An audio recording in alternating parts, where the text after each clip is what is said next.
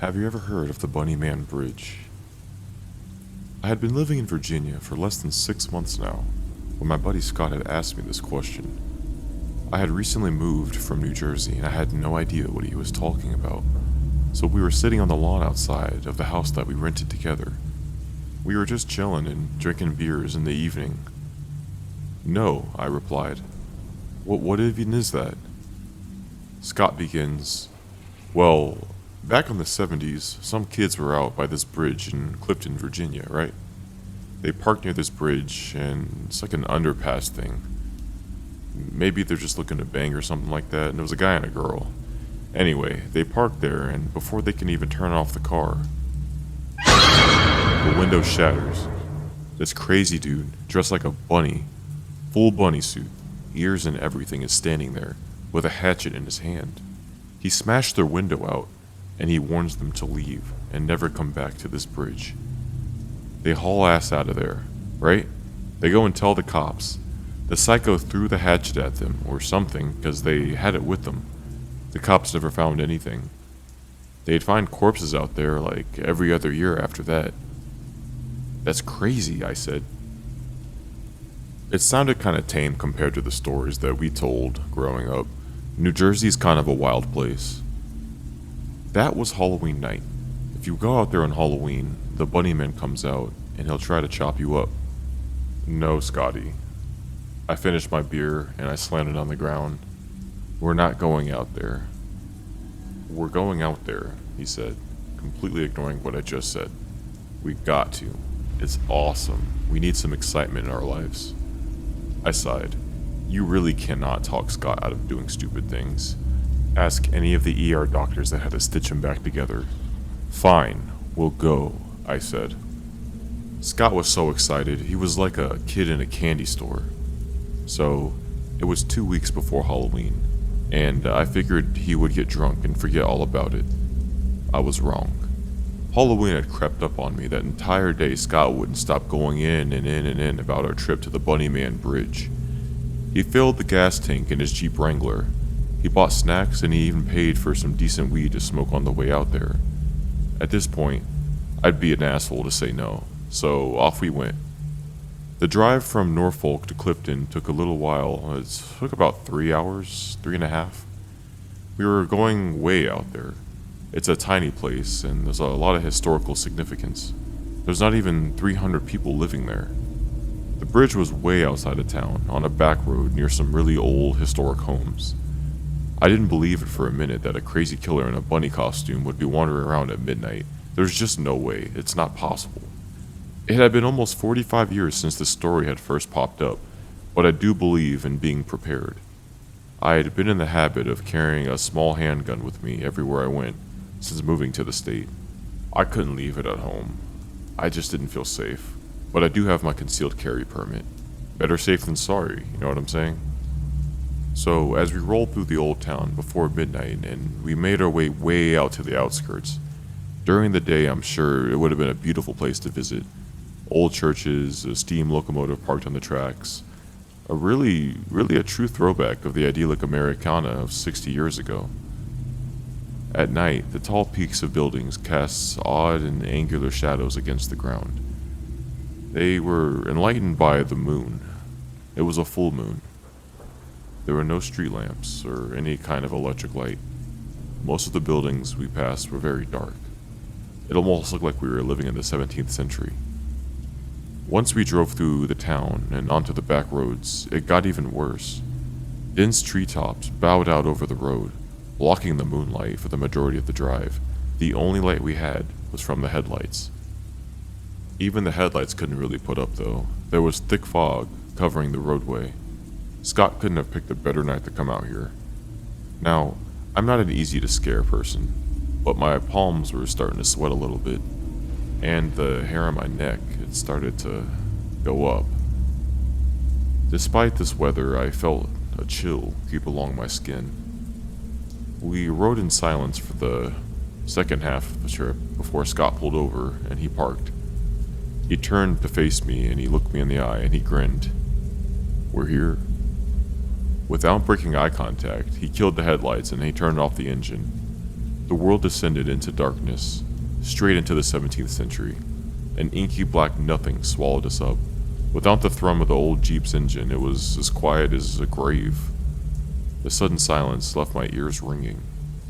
Do you ever know when you're out somewhere and it's just really quiet and you can hear how quiet it is? That's what it felt like. I began to say, "So, we drove all the way out here. Now what?" I looked out the window, squinting, trying to see. The moonlight that cut through the canopy of leaves didn't really illuminate that much. We walked to the bridge. Scott didn't wait for me to respond. He got out of the car and he closed the door. He began walking down the road, not looking back. I wasn't about to let him wander off without me. Scott's a disaster waiting to happen, and I didn't feel like spending my evening with him in the ER again. I jumped out of the Jeep and I followed him. The road meandered through thick trees with a few hundred yards before coming to a very, very tight curve. You could see this if you look at some videos online. We walked through the still night, side by side. We rounded the bend in the road, and we reached an area where the tree cover was thinner and the moonlight broke through.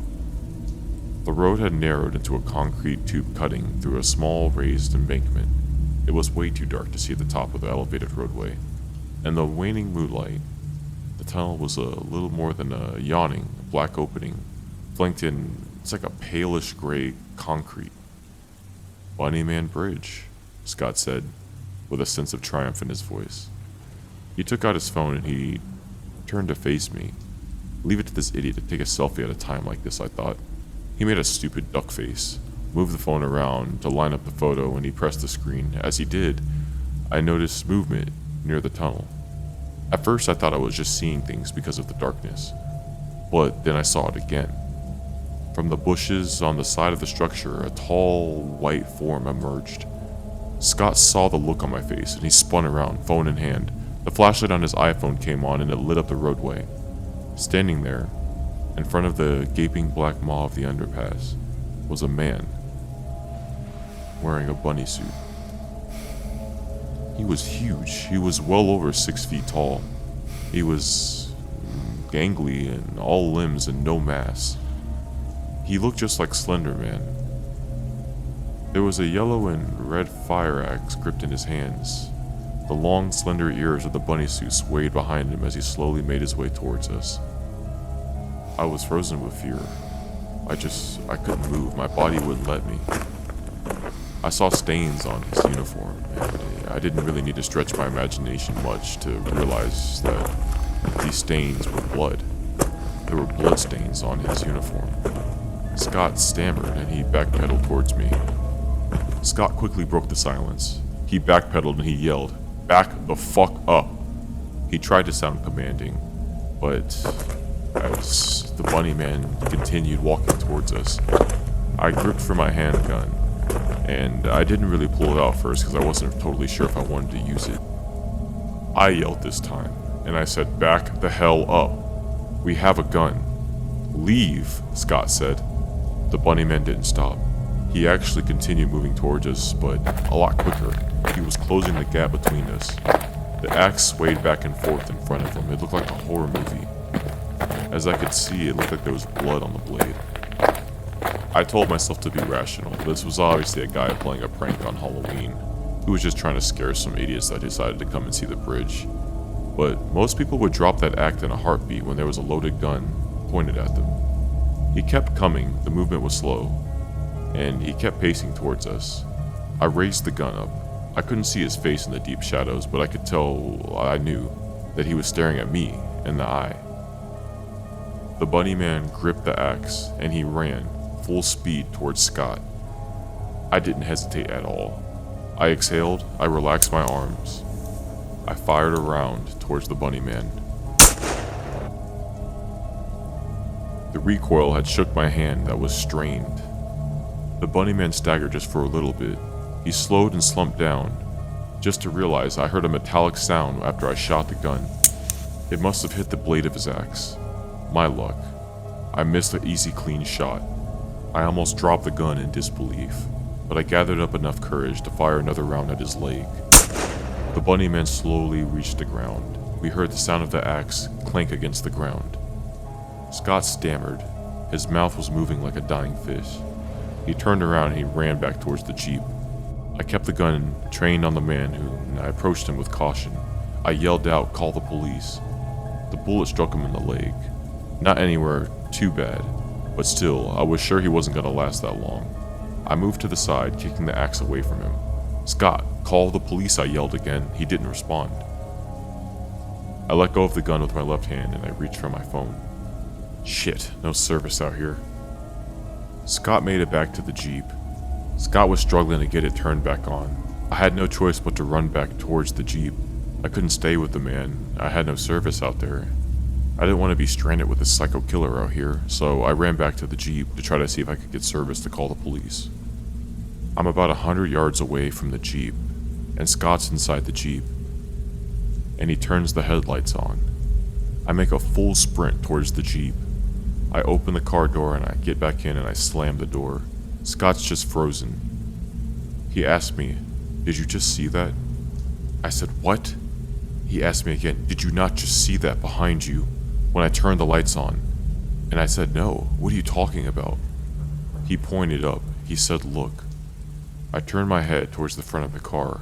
It's hard to see with some fog in the way, but I notice there's a second person standing right next to the bunnyman, just staring at us. This person was also holding an axe in their hands. I squinted my eyes and I looked.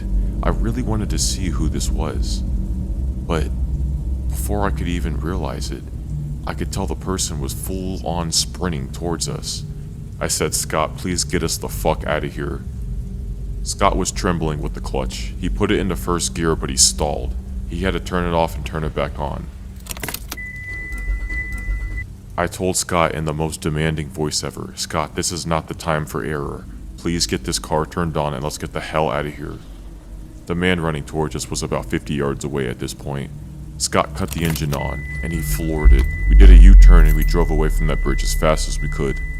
I looked back in the rearview mirror just to see fog and darkness behind me. That's all I remember from that night. It took me a while to come to terms with what had happened. I will never know exactly what it is that we were dealing with. Maybe it was some crazy cult or just some people trying to relive the urban legend of the Bunnyman Bridge. But whatever it was, we were out there for a stupid reason and we almost lost our lives to it. There's no way I will ever go back out there, ever again. And this experience will haunt me for the rest of my life.